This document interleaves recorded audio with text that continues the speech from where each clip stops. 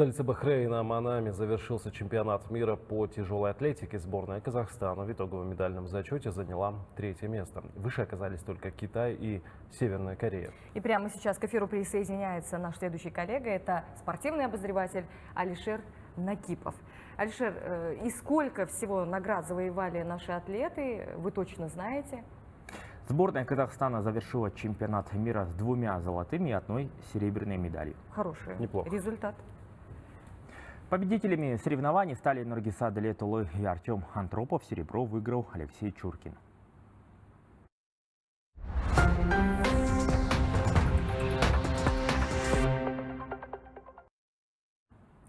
В Караганде, в центре имени Серика Сапиева, уже завтра стартует чемпионат Казахстана по боксу, который в этом году совпадает с 40-м турниром памяти заслуженного тренера Галыма Жарылгапова. За победу будут биться сильнейшие спортсмены страны, около 200 женщин и больше 250 мужчин.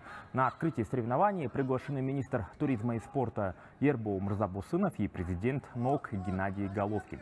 Также в качестве почетных гостей первенства в Караганду обещали приехать знаменитые боксер Рой Джонс и другие знаменитости. Финальные поединки состоятся 24 декабря.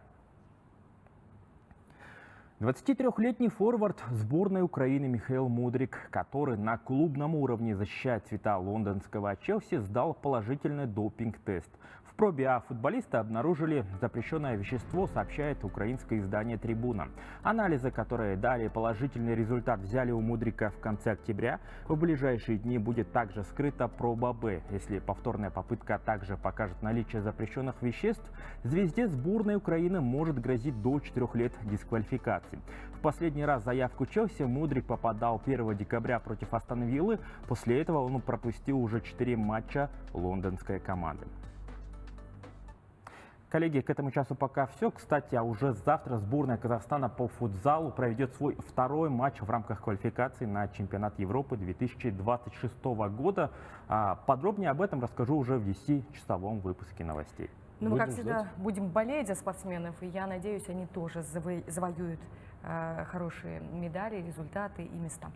Спасибо. Это был наш коллега, спортивный обозреватель Алишер Накипов. Мы продолжаем.